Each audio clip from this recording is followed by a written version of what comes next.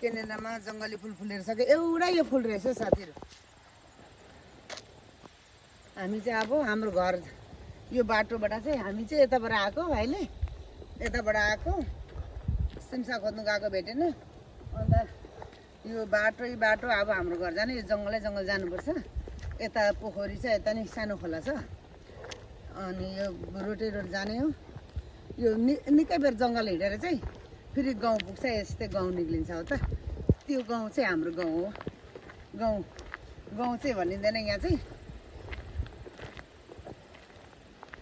Black मेम्बल place हो हाम्रो गाउँ चाहिँ। हाम्रो गाउँको नाम चाहिँ त्यस्तो हो। अनि अब हामी लागेको घर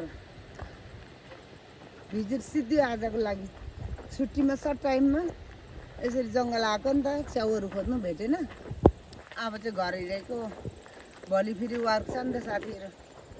बाई सबैलाई।